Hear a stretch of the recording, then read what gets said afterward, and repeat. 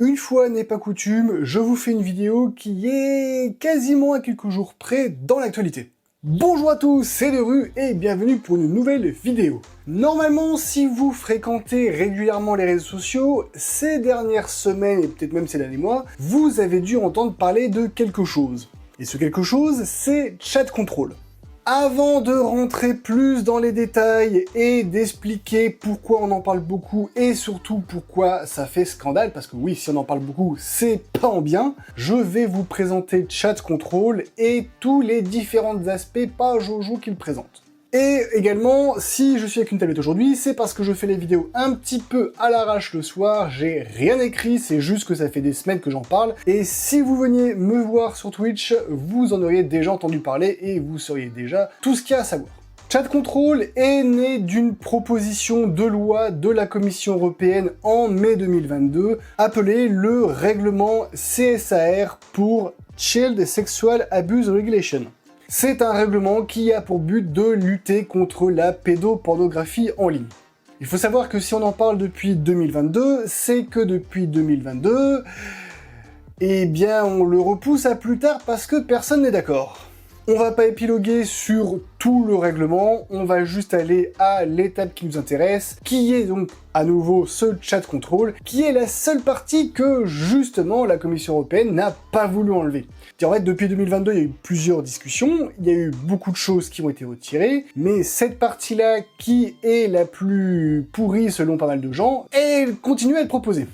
Son principe est très simple, afin de lutter au mieux contre la pédopornographie, Chat Control propose de lire vos messages, ni plus ni moins. Je voulais faire toute une description, mais en fait c'est ce qui décrit le mieux l'action que ça fait. En fait, la Commission européenne veut forcer les éditeurs de messagerie électronique de scanner tous les messages avant chiffrement pour les messageries chiffrées, de manière à repérer des images, des fichiers, des liens ou même simplement des phrases à tendance pédopornographique. Et bien entendu, cette intrusion dans la vie privée de tout le monde, vu que ça concernerait tous les citoyens européens, est pas bien reçue. Non, c'est vrai! Et l'atteinte aux libertés qui en suit ne l'est pas non plus. Mais qu'en est-il exactement? Et pourquoi on en parle autant?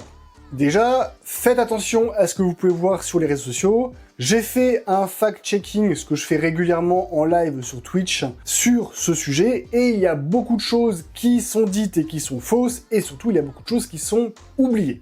Déjà, beaucoup d'influenceurs, ou plutôt créateurs de contenu en ligne, mettent l'accent sur le côté urgent, le côté important, et surtout le fait qu'on va nous supprimer nos libertés et nous surveiller tel Big Brother dans très peu de temps, ce qui n'est pas le cas. Ça fait déjà 3 ans et demi même, que Chat Control ne passe pas, donc en se basant juste sur des faits, pour l'instant, il n'est pas passé. Et il y a aussi le discours de la théorie d'une surveillance généralisée à toute la population européenne. Encore une fois, je me base sur des faits, et pour l'instant, rien n'est mis en place.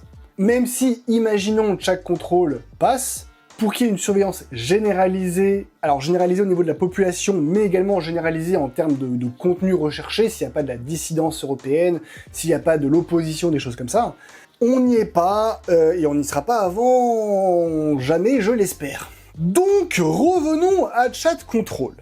Beaucoup de personnes, en plus de ce qui est vrai à l'atteinte aux libertés et à notre vie privée, soulignent le fait que plus de 500 experts en cybersécurité aient signé une lettre ouverte indiquant que cela crée des vulnérabilités. Alors, déjà, cette lettre ouverte, je l'ai lue dans plusieurs articles que j'ai vus pour faire mon fact-checking, et j'ai vu aucun lien. Je n'ai trouvé aucun lien vers les rapports de ces experts. Faut dire que je suis pas allé chercher très loin non plus. Stop! On est le lendemain du tournage de cette vidéo et j'ai trouvé la lettre ouverte sur internet, ou plutôt ChatGPT m'a trouvé le lien, et elle est plutôt conséquente, oui et non, puisqu'elle fait 44 pages, mais sur ces 44 pages, il n'y a que 6 pages de contenu vraiment intéressant, et comme il s'agit d'un document entièrement en anglais avec des termes techniques, j'ai une fois encore demandé à ChatGPT de me traduire le document et de m'en faire un court résumé, donc je vais très vite passer sur les points indiqués dans ce document. Donc déjà, l'impossibilité technique à grande échelle. Normalement, de mémoire, je vais vous en parler juste après. Donc comme quoi le scanning de messages de tous les habitants de l'Union Européenne serait un peu compliqué à mettre en place. La compromission du chiffrement et de la sécurité, bien que la solution retenue, ça serait de faire un scan avant chiffrement. Vulnérabilité spécifique introduite, dont là, je vous parlerai vraiment après. Pas précisément, mais de manière un peu générale. Avec des attaques qui permettraient, entre autres, de changer du contenu innocent en contenu illicite, ou vice-versa, si des gens veulent cacher leurs traces. Extrait des données, perte de contrôle avec un scanner de messages qui se fait contrôler par des attaquants. Et l'inadéquation juridique avec des atteintes aux libertés fondamentales, donc normal avec le droit à la vie privée, et toutes les atteintes qu'il peut y avoir. Voilà, donc c'est un court résumé, et je vous laisse avec le reste de la vidéo tout de suite. Mais commencer à dire que 500 experts sont d'accord pour dire que, à pas mettre la pression encore plus et vous faire paniquer, ça ne sert à rien. Pourquoi? Tout simplement parce que de toute façon, une application, peu importe la mise à jour qui est faite dessus, peut apporter des vulnérabilités. C'est un fait technologique. Si vous mettez à jour quelque chose, forcément, vous allez corriger des problèmes, mais si vous rajoutez des fonctionnalités, une fonctionnalité en plus, potentiellement, si on sait bien s'y prendre, c'est un point d'accès qu'on peut exploiter pour pirater l'application. Donc oui, si côté client, donc sur vos téléphones, sur votre application, on y installe un mouchard, on y installe un système permettant de scanner vos messages, oui, forcément, ça va créer une vulnérabilité. Mais en fait, une vulnérabilité, vous en avez dans chacune de vos applications mises à jour. Donc c'est même pas un critère vraiment valable. Le point le plus important, et qui est source, bien entendu, de total intox, c'est le fait que ces créateurs de contenu aient dit que la décision allait être prise le 14 octobre. Au moment où je tourne cette vidéo, on est le 16, donc c'est à 2 jours. Et non, le 14 octobre ne devait pas faire l'objet d'un vote ou d'une décision pour l'Europe au sujet de chat control. Le 14, c'était juste la Commission européenne qui devait en rediscuter pour trouver un consensus, et si consensus il y avait, faire voter le Parlement européen en 2026. Et aujourd'hui, nous sommes le 16, soit 2 jours après cette discussion, et qu'en est-il? Eh bien, pas grand-chose. J'ai galéré à trouver des articles et des informations qui parlaient de ça. Autant le 14, il y avait des articles qui étaient sortis dès minuit et demi pour bien indiquer que la Commission européenne allait en parler, autant aujourd'hui à 20h, avoir des informations concernant les conclusions de cette discussion, ça n'a pas été facile, hein. J'ai dû demander à ChatGPT d'aller me chercher plein d'informations et de m'en faire un petit résumé. Et qu'est-ce qu'il en sort justement de ces discussions? Eh bien, comme je vous l'ai dit, hein, pas grand-chose. Globalement, le texte a été retiré de l'agenda et donc il y a eu un report du vote. Donc ça veut dire que il a été retiré du calendrier du 14 octobre. Dire que ce n'était même pas à l'ordre du jour. Donc finalement, des décisions en amont ont été prises parce que ça ne valait pas le coup d'en discuter.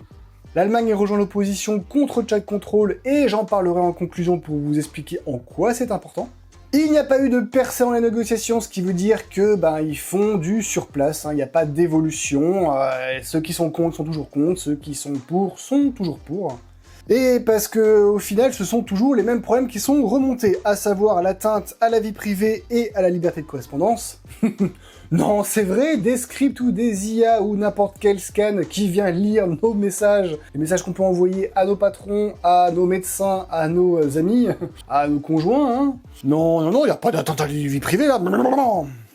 La sécurité technique et du chiffrement. Le projet proposait plutôt de scanner les messages avant chiffrement, mais c'est un peu compliqué, cela veut dire que les messages sont scannés au moment où on les écrit, ou qu'au moment où on appuie sur envoyer, c'est d'abord scanné et ensuite chiffré. Enfin voilà, il faut vraiment garantir le fait que le message, une fois qu'il est parti jusqu'à ce qu'il arrive, il ne soit pas déchiffré. Et même si beaucoup pointent du doigt le fait que la France soutient chat control, elle le soutient sous plusieurs conditions, dont une qui est le respect du chiffrement.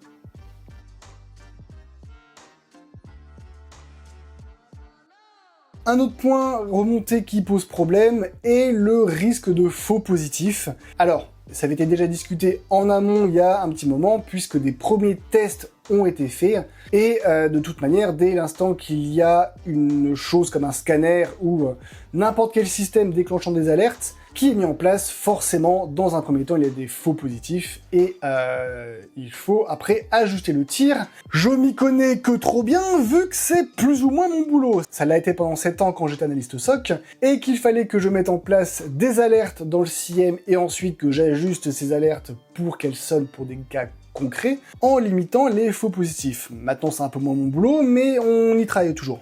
Et il y a le principe du ciblage plutôt que de la surveillance de masse qui est défendu par beaucoup, donc plutôt cibler des personnes à risque ou suspectées et non pas l'ensemble de la population européenne. C'est déjà une situation qui est plus ou moins utilisée en France où des téléphones ou des messageries sont mis sous surveillance suite à une décision de justice. Mais là on est dans le cas d'une affaire qui nécessite donc une décision de la justice française.